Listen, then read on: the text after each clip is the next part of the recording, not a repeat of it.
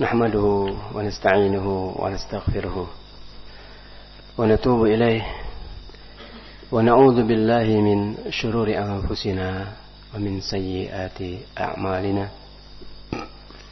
من يهده الله فلا مضل له ومن يضلل فلا هادي له أشهد أن لا إله إلا الله وحده وأشهد أن محمدا عبده ورسوله لا نبي ولا رسول بعد أما بعد يا أيها الذين آمنوا اتقوا الله حق تقاته ولا تموتن إلا وأنتم مسلمون يا أيها الناس اتقوا ربكم الذي خلقكم من نفس واحدة وخلق منها زوجها وبث منهما رجالا كثيرا ونساء واتقوا الله الذي تساءلون به والأرحام إن الله كان عليكم رقيبا يا أيها الذين آمنوا اتقوا الله وقولوا قولا سديدا يصلح لكم أعمالكم ويغفر لكم ذنوبكم ومن يطع الله ورسوله فقد فاز فوزا عظيما فإن خير الحديث كتاب الله وخير الهدي هدي محمد صلى الله عليه وعلى آله وسلم وشر الأمور محدثاتها فإن كل محدثة بدعة وكل بدعة ضلالة وكل ضلالة في النار. Ikhwati billah wa akhwati fiddin rahimani wa rahimakumullah. Alhamdulillah, kita bersyukur pada Allah Azza wa Jalla masih diberi waktu untuk istighfar, minta ampun kepadanya.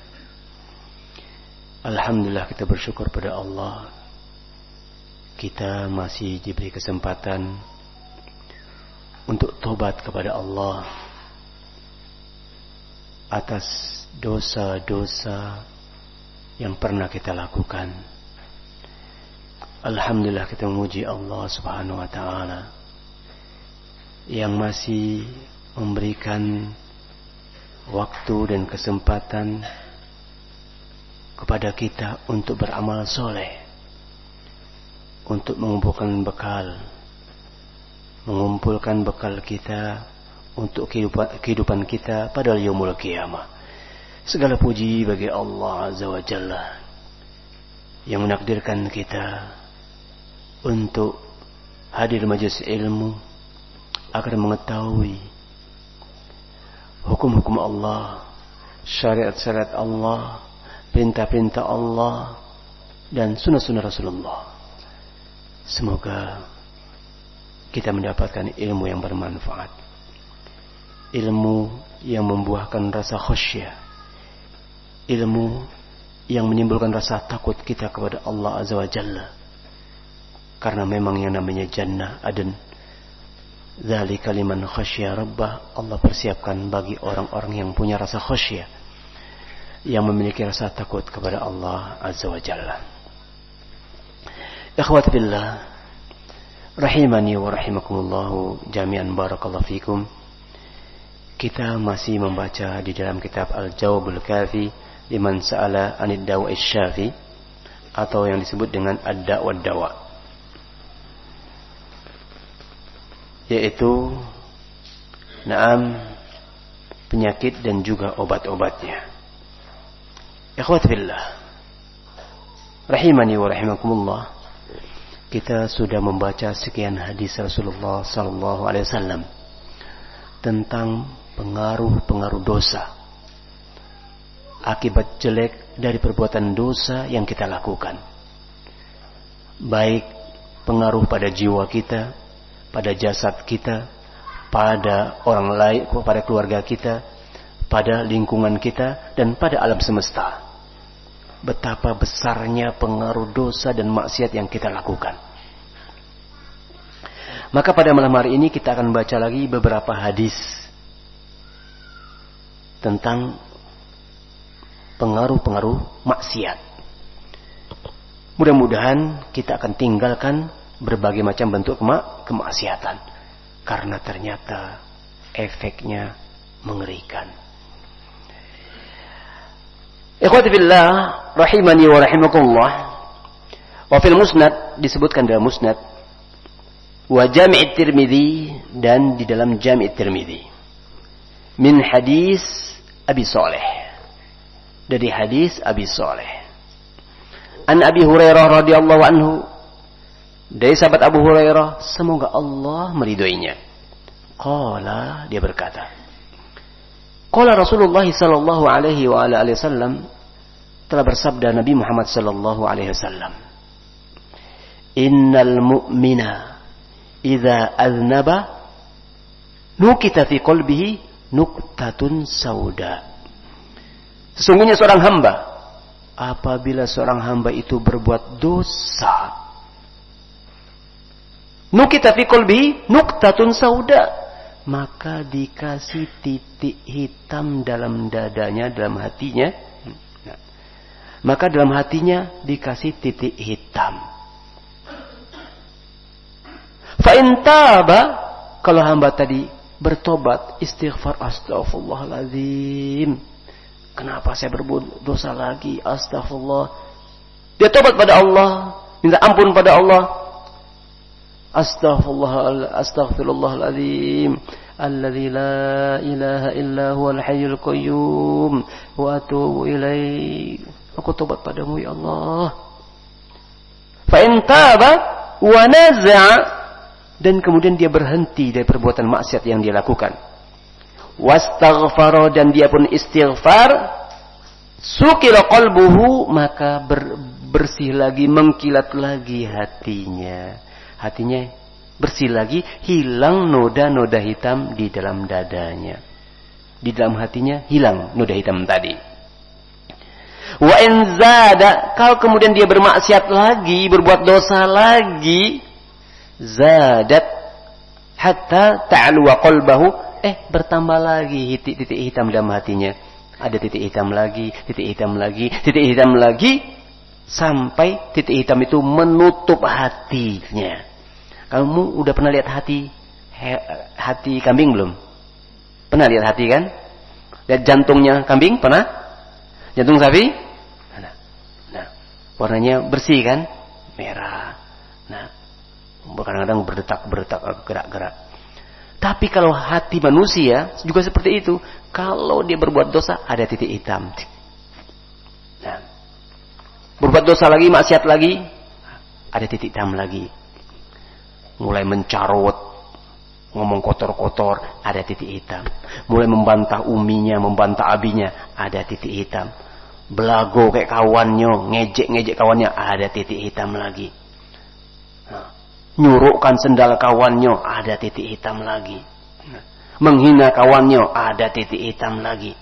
Mulai pacaran, ada titik hitam lagi. Nah, mulai mengganggu kawannya yang sedang tidur, ada titik hitam lagi. Berpacaran, berbuat maksiat, berbuat dosa, ada titik hitam lagi. Hatta ta'luwa qalbahu, sampai hatinya itu tertutup dengan titik hitam galau. Titik-titik hitam.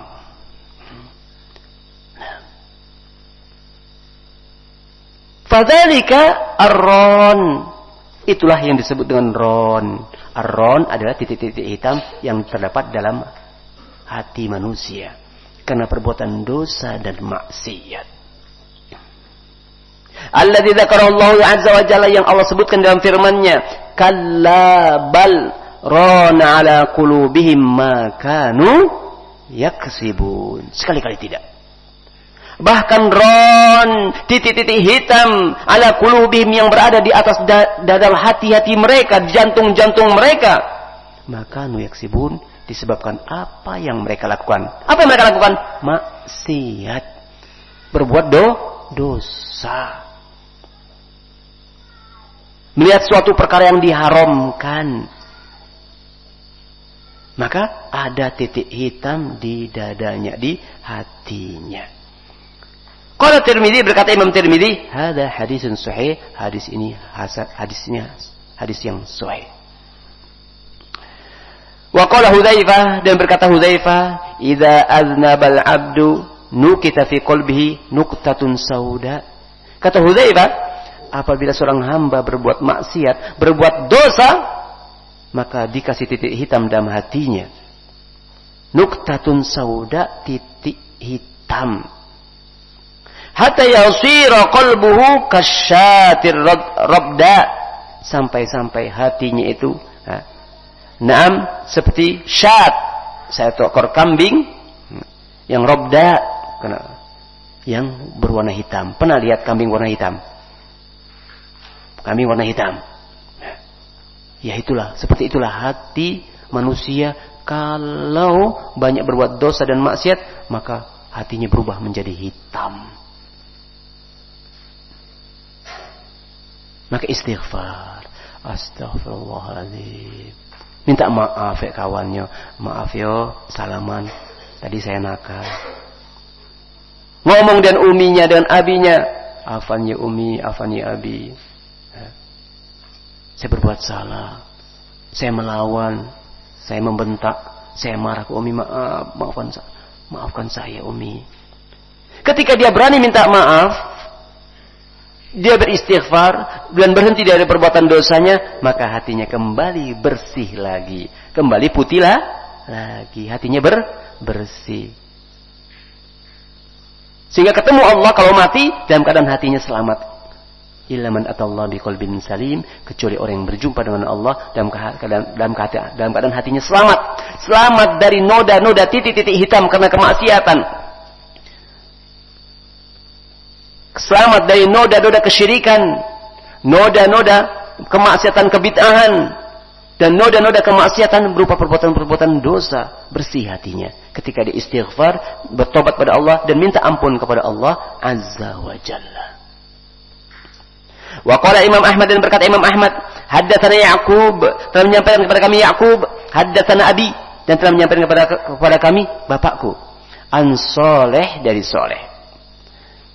An Ibn Shihab, dari Ibn Shihab, haddatsani Ubaidullah ibnu Abdullah, telah menyampaikan kepadaku Ubaidillah ibnu Abdullah bin Utbah an Abdullah bin Mas'ud, dari sahabat Abdullah bin Mas'ud radhiyallahu anhu, semoga Allah meridhoinya.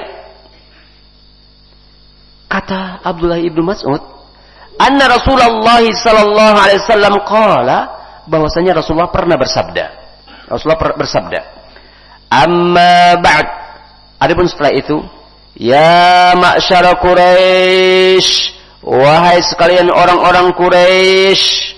Paman-paman Rasulullah orang-orang Quraisy, orang-orang yang disegani oleh suku Arab yang lainnya, yang mereka merawat Ka'bah, memelihara Ka'bah, menjaga Ka'bah. Mereka melayani tamu-tamu Allah. Dipanggil oleh Rasulullah, ya ma'syara Quraisy, wahai orang-orang Quraisy, fa innakum ahlu li hadzal amri ma lam ta'sullah. Sesungguhnya kalian adalah orang yang pantas untuk memegang urusan ini. Ma lam ta'sullah, selama kalian tidak bermaksiat. Selama kalian tidak bermaksiat, kalianlah orang yang paling pantas mengurus urusan ini. Fa idza asaitumuhu, maka apabila kalian berbuat maksiat kepada Allah Ta'ala, ba'sa alaikum man yalhaqum, maka Allah akan mengutus kepada kalian orang-orang yang akan menguliti kalian. Kama yulha hadzal qadib biqadibin fi yadihi, summa laha qadibahu fa idza huwa abyadu yaslidu. Seperti seseorang menguliti kayu. Yang Rasulullah di tangannya ketika itu ada kayu, maka dikuliti kayu. Pernah lihat kayu enggak? Kamu mengatakan ranting, Kan ada kulitnya itu kan? Copot kulitnya, 1, 2, kayak nguliti pisang ya, 3, 4. Nah, maka tiba-tiba kayu itu menjadi putih, terkuliti, nampak semua isinya. Maka ikhwati billah, nah, rahimani wa rahimakumullah jami'an, barakallahu fikum, kalau kamu bermaksiat kepada Allah, maka kamu seakan-akan dikuliti, terbongkar aib-aibmu.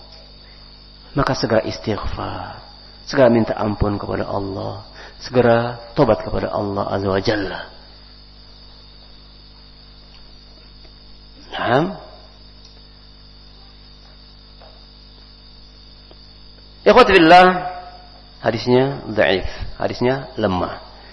Dan memang dalam hadis ini kadang-kadang, dalam kitab ini kadang-kadang banyak sekali hadis-hadis yang lemah dan dhaif. Tapi kita singkat saja.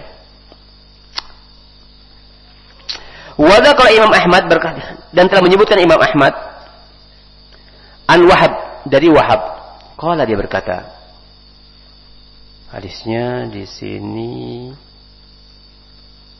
tidak disebutkan riwayatnya.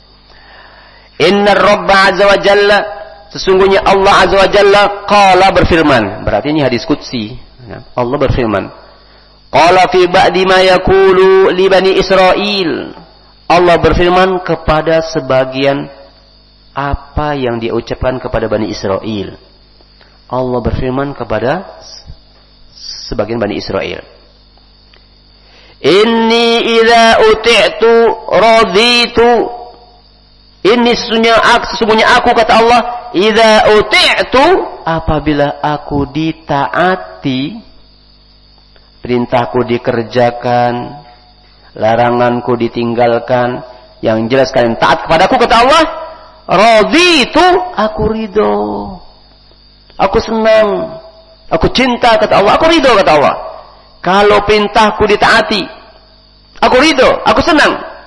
Wa idza raditu baraktu, dan apabila aku ridho, maka aku akan berikan barokah.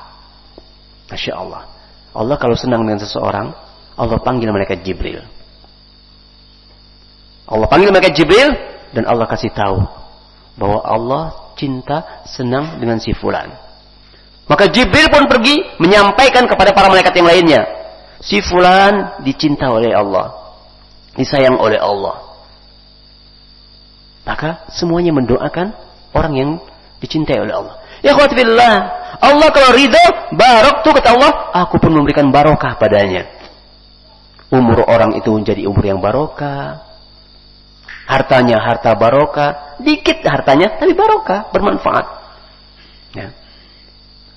Keluarganya menjadi keluarga yang barokah, yang bermanfaat. Ilmunya, ilmu yang barokah, yang memperbaiki amalannya, akidahnya, bermanfaat bagi orang lain.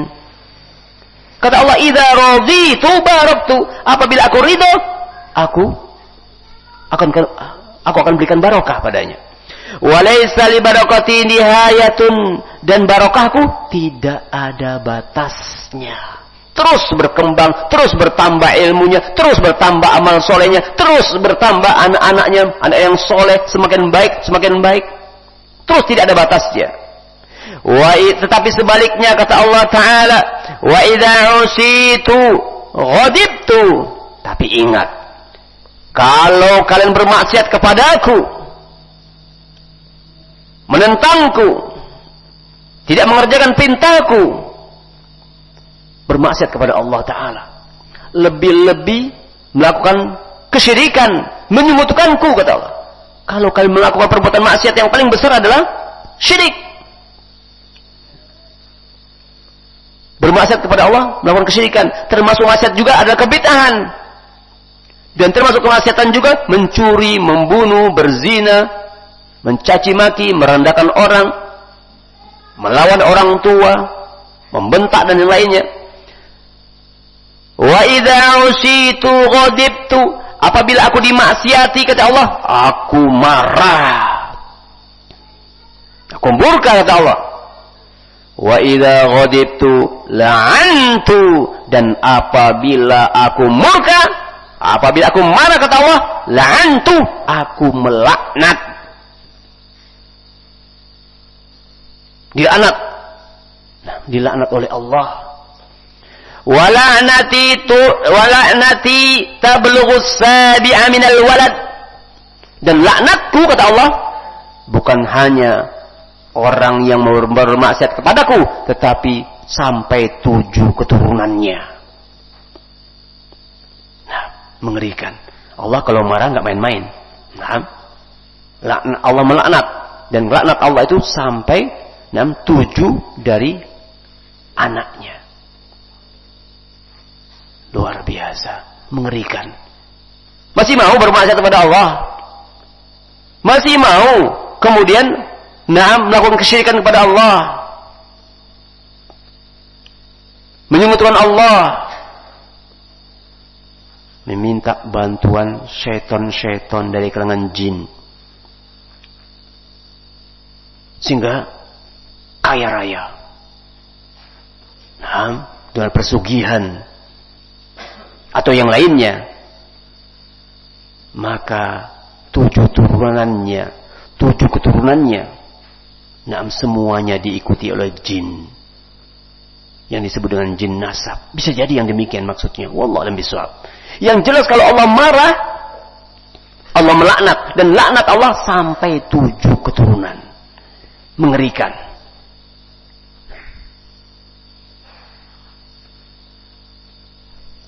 Nah, 7 turunan ini al-wal as-sabi, anak yang ke-7. Allah bisa jadi 7 turunan. Atarus sahih an Wahab sabaq takhriju, hadisnya hadis sahih. Ya Allah, jadi semakin takut kita bermaksiat kepada Allah. Cukuplah sudah, kita hentikan kemaksiatan. Jangan berlama-lama. Hentikan. Kalau maksiat lagi, istighfar lagi, minta ampun pada Allah. Tergoda lagi, istighfar, minta ampun pada Allah, dan berjanji jangan ngulangi lagi. Terjatuh lagi, taubat pada Allah, menangis pada Allah, sungguh-sungguh untuk meninggalkan perbuatan itu dan tidak mengulangi lagi. Karena kemaksiatan itu pengaruhnya sangat besar. Pengaruh kemaksiatan itu bukan hanya pada diri kita, jasad kita, pikiran kita, keluarga kita, bahkan sampai anak cucu kita. Pengaruh jeleknya itu sampai pada anak cucu kita. Karena kita bermaksiat kepada Allah.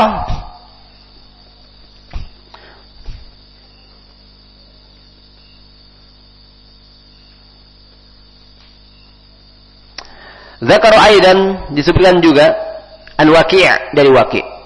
Haddatsana Zakaria. Kita menyebutkan kepada kami Zakaria. An Amir dari Amir, qala, dia berkata, katabat Aisyatu ila Muawiyah.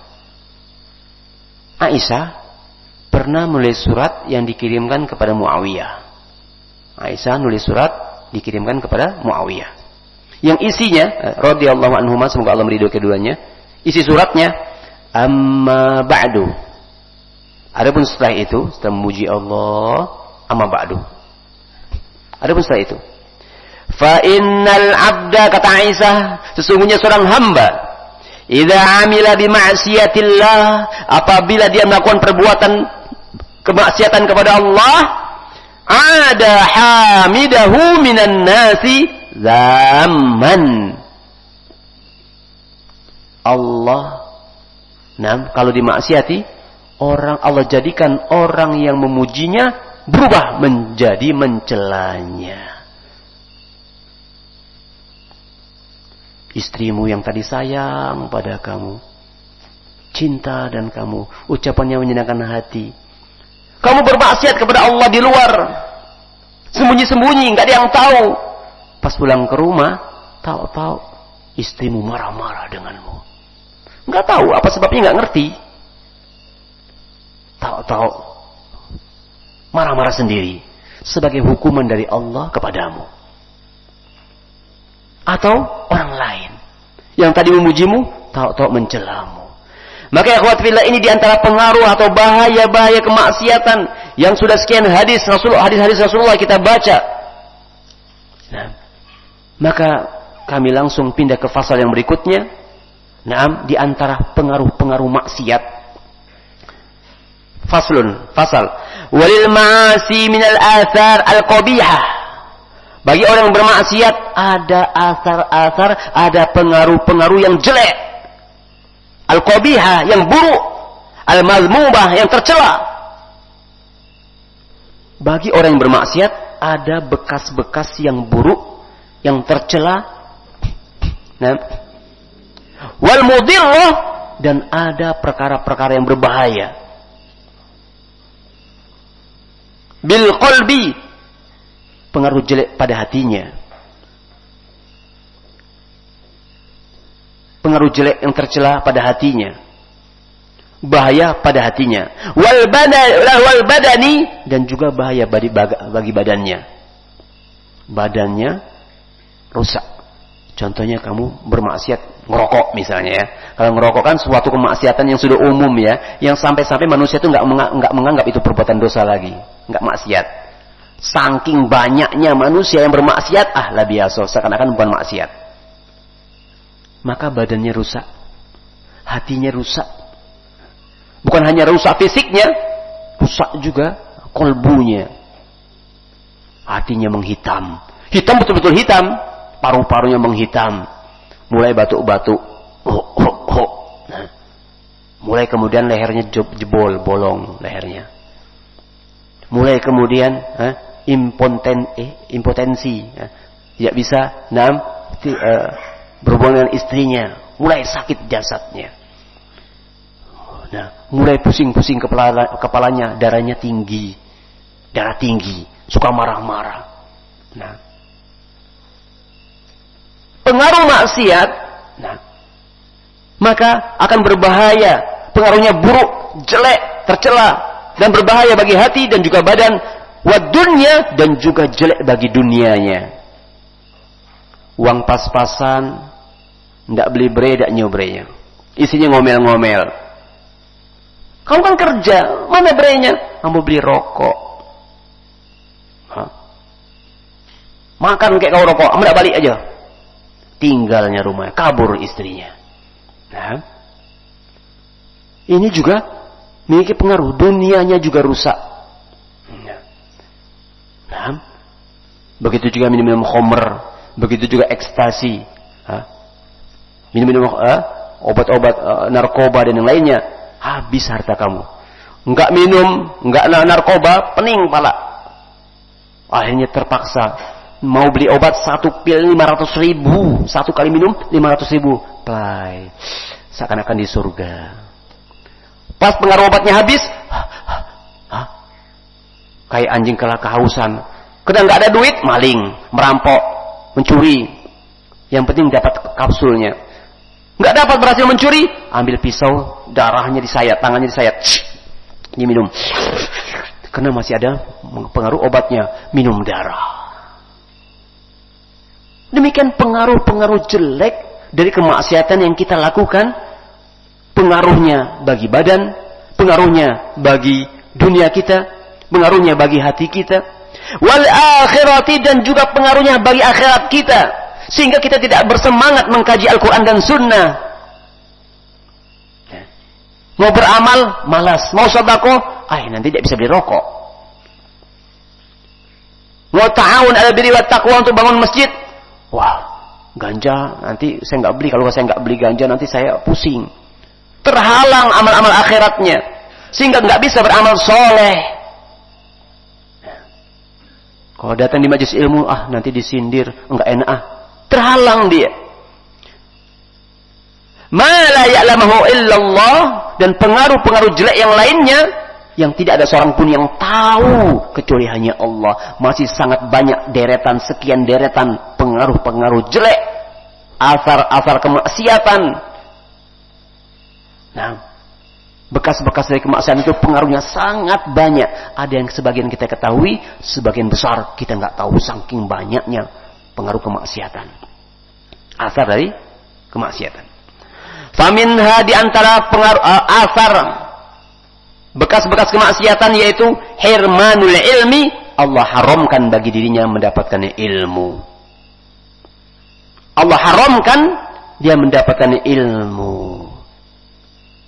Fa innal ilma nurun, karena sesungguhnya ilmu itu adalah cahaya. Yakdhifullahu fil qalbi, yang Allah lemparkan cahaya itu ke dalam hati. Wal ma'siyatu tudfi'u dzalik. Wal ma'siyatu tudfi'u dzalika nur. Sedangkan kemaksiatan akan memadamkan cahaya tersebut. Kamu menuntut ilmu, cahaya masuk ke dalam dadamu, terang dadamu. Nah, bisa melihat suatu kebenaran, mengerjakan ketaatan. Ketika kamu bermaksiat, cahaya di dadamu mulai padam. Cahayanya menjadi redup dan padam. Oleh sebab itu, akhirnya ilmu itu jadi hilang. Katanya kamu kemana hafal? Lupa. Tidak ingat lagi? Tidak ingat lagi. Hanya menghafal Al-Quran? Tidak hafal. Hafal hadis? Tidak hafal. Susah yang menghafal. Nah, maka istighfar. Minta ampun pada Allah. Insya Allah kamu kembali cerdas. Insya Allah kamu gampang menghafal Al-Quran, gampang menghafal hadis Rasulullah SAW, lebih cepat menghafalnya. Gimana caranya? Istighfar, minta ampun pada Allah, tinggalkan perbuatan dosa dan maksiat. Segera tobat kepada Allah, minta ampun kepada Allah, insya Allah akan mudah mendapatkan ilmu. Karena orang yang bermaksiat diharamkan untuk mendapatkan ilmu. Jangankan mau duduk di majelis ilmu, dengar sajalah panas. Dengarkan orang baca Al-Quran, baca hadis, lihat orang mengikuti sunnah itu jelas nggak nyaman.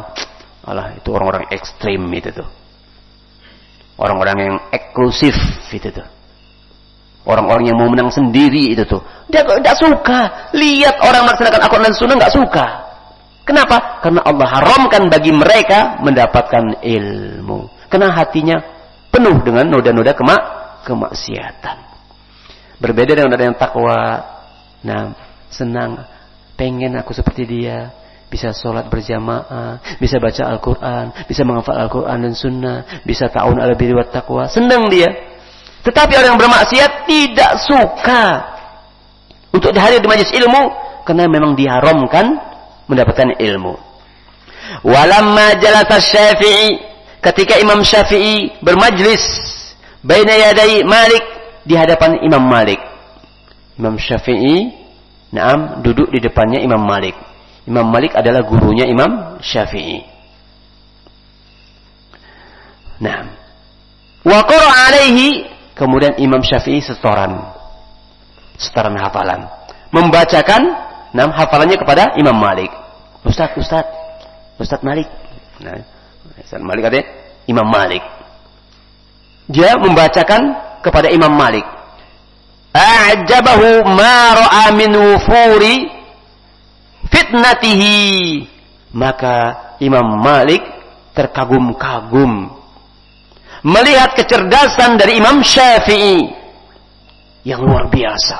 Imam Syafi'i menghafal belum belajar dengan Imam Malik, kitab Imam Malik sudah dihafal oleh Imam Syafi'i. Sekali dengar langsung hafal.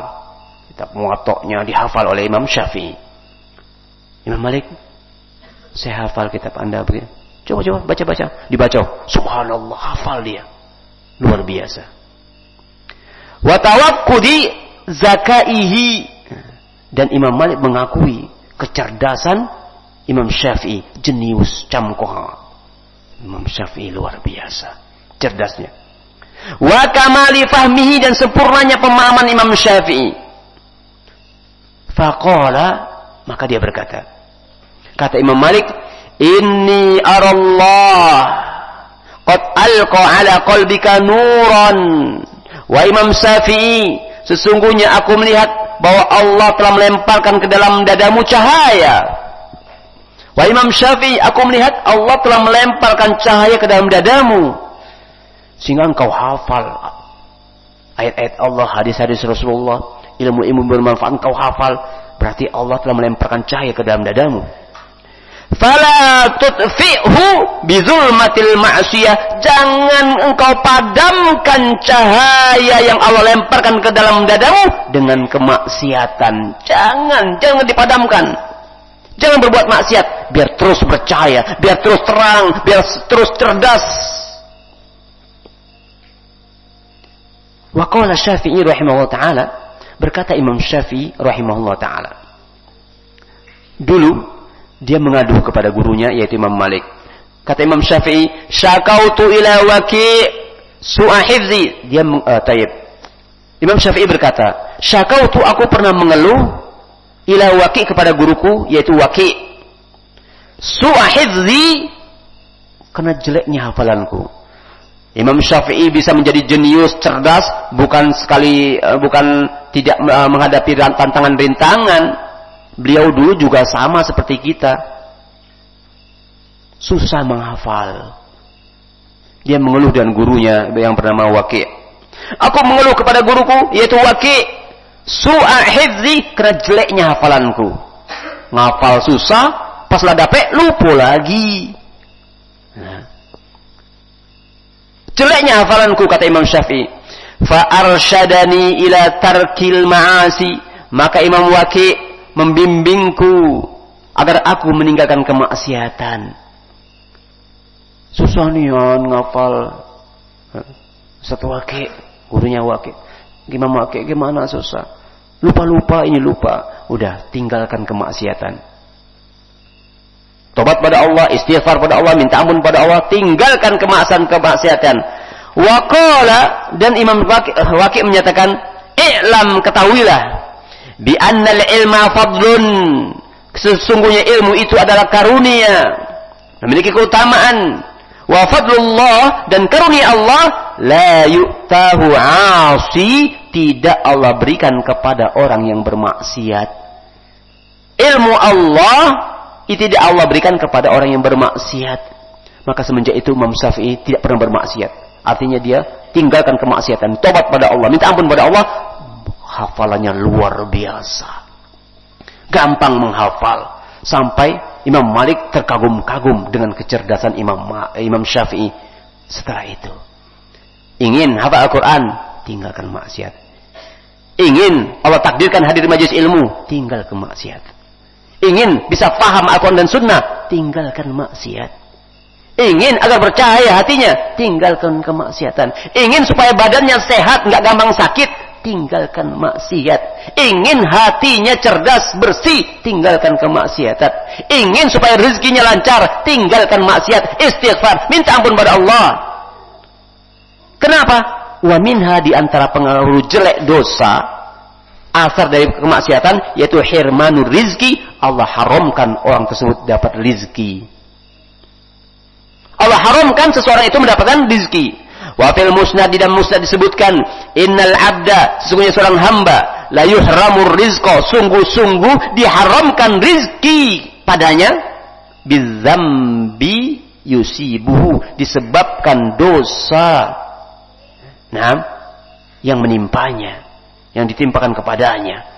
Gara-gara maksiat, mulai main mata, mulai mandang, mulai terkagum-kagum, mulai megang segala macam. Hatinya berdosa, bermaksiat, mulai rizkinya macet. Kerja sih kerja, siang malam lembur, tapi tidak lengket. Udahlah dikit dapatnya, tidak barokah lagi. Dikeluarkan untuk perkara-perkara yang tidak bermanfaat.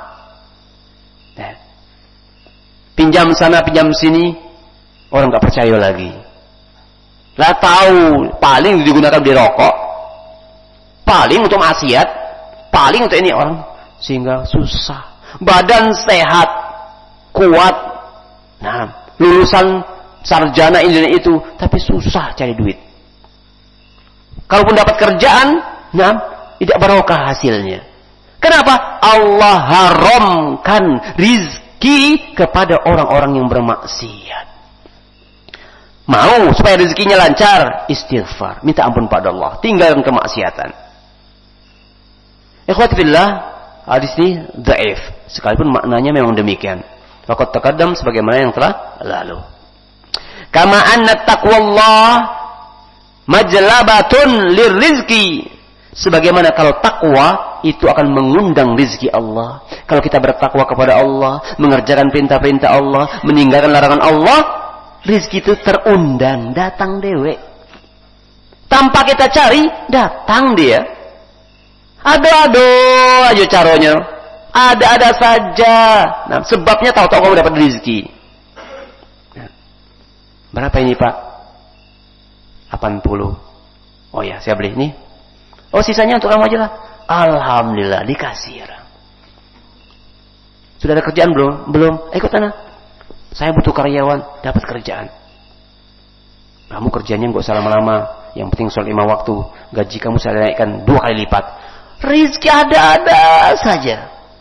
Kapan? Ketika kita bertakwa kepada Allah, mengerjakan perintah Allah, meninggalkan larangan Allah, rizki itu terundang, tertarik dia. Kalau maksiat, kamu kejar-kejar, lari rizki itu. Nah, lari, nggak cocok, dimarah, ribut, kamu terhina. Tetapi kalau kamu taat takwa pada Allah, bahkan kamu nggak usaha pun kadang-kadang datang dia. Apalagi kamu ikhtiar, apalagi kamu usaha, rizki itu mendekat sendiri, terundang. Fatarkut taqwa majlabatun lil fakri. Adapun meninggalkan ketakwaan, nggak mau bertakwa, artinya masih maksiat terus, nggak mau mengerjakan perintah Allah, larangan Allah, justru dia kerjakan, maka akan mengundang kemiskinan, miskin datang padamu. Iko ngeluh, ini ngeluh, ngapolada. Ngapa orang kafir tuh kasih rizki, padahal saya sholat kok miskin terus, kerja tiap hari, tapi dia miskin panjang, terus miskin. Karena meninggalkan takwa, karena mengerjakan perkara-perkara yang Allah haramkan, karena meninggalkan perintah-perintah Allah, maka mengundang kemiskinan. Famastujliba rizqullah bimisli tarkil ma'asi. Dan apa saja yang mengundang rizki Allah seperti begitu juga. Nah, meninggalkan kemaksiatan akan mengundang rizki Allah Subhanahu wa taala. Wa may yattaqillaha yaj'al lahu makhraja. Barang siapa bertakwa kepada Allah, pasti Allah beri jalan keluar dari masalah apapun yang dihadapi. Wa yarzuqhu min haitsu la yahtasib. Dan Allah akan kasih rizki kepadanya dari jalan yang dia tidak sangka-sangka. Aduh aja rizki yang dia dapati. Maka jangan pernah takut miskin. Sebagaimana kamu jangan pernah takut mati. Nah, karena mati sudah ditentukan oleh Allah Azza wa Jalla. Jangan takut. Kalau memang kamu ada rizki, pasti Allah kasih rizki. Selama hidup pasti Allah kasih rizki. Supaya datang rizkimu,